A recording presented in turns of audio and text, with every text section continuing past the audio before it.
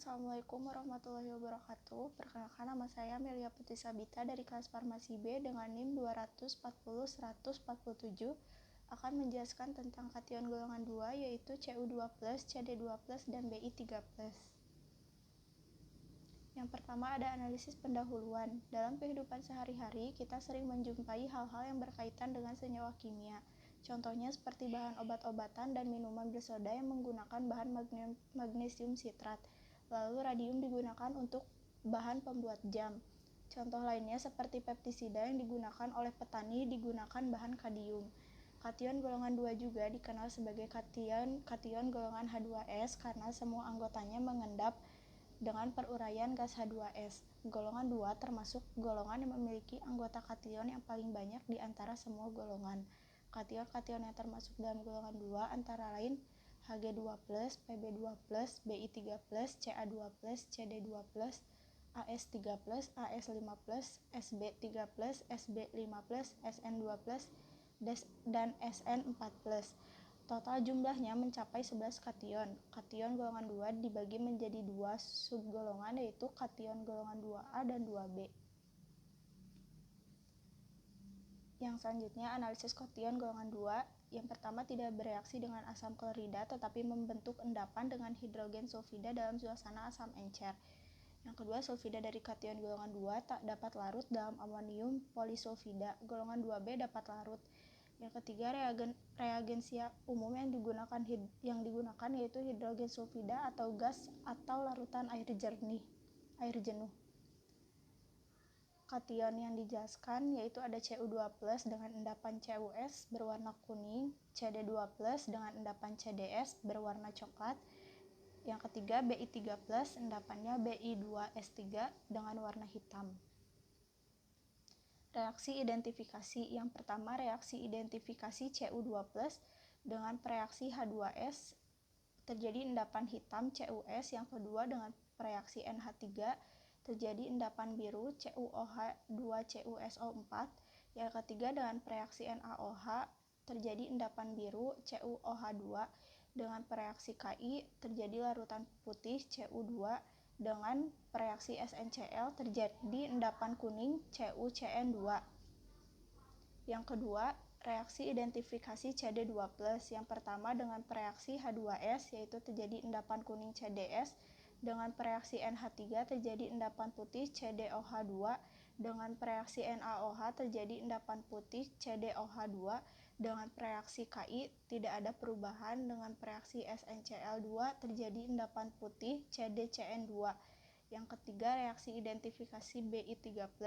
Dengan pereaksi H2S terjadi endapan hitam Bi2SR3. Dengan pereaksi NH3 terjadi endapan putih BiOH2NO3. Dengan pereaksi NaOH terjadi endapan putih BiOH3. Dengan pereaksi Ki tidak ada perubahan. Dengan pereaksi SnCl2 terjadi endapan putih BrONO2.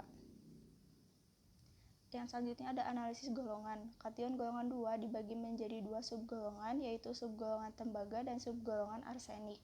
Yang pertama, subgolongan tembaga, endapan sulfidanya tak larut dalam reagensia amonium polisulfida. Yang kedua, subgolongan arsenik, endapan sulfidanya larut dengan membentuk garam tio.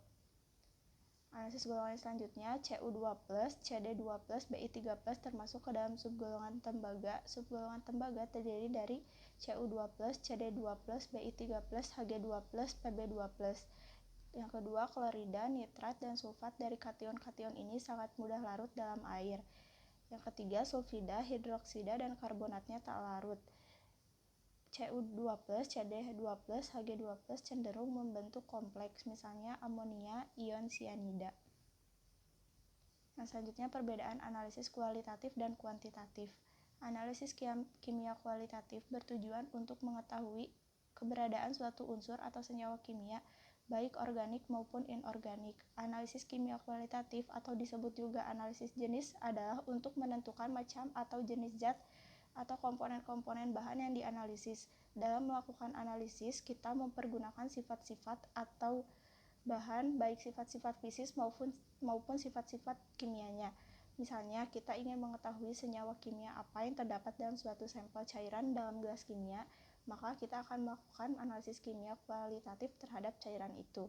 Sedangkan analisis kimia kuantitatif bertujuan untuk mengetahui jumlah suatu unsur atau senyawa teknik yang digunakan dalam analisis kimia kuantitatif didasarkan pada penampilan kuantitatif reaksi-reaksi kimia cocok atau pengukuran banyaknya reaksi, pengukuran sifat-sifat kelistrikan, pengukuran sifat optik tertentu, dan kombinasi pengukuran optik atau listrik dan reaksi kimia kuantitatif.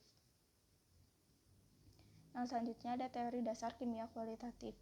Kimia analisis secara garis besar dibagi dalam dua bidang yang disebut analisis kualitatif dan analisis kuantitatif. Analisis kualitatif membahas identifikasi zat-zat. Urusannya adalah unsur atau senyawaan apa yang terdapat dalam suatu sampel atau contoh.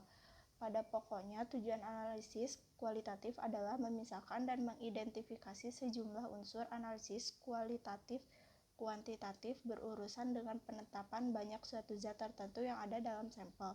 Prosedur yang biasa digunakan untuk menguji suatu zat yang tidak diketahui pertama kali ada membuat sampel atau contoh yang dihasilkan dilakukan uji proses pengendapan.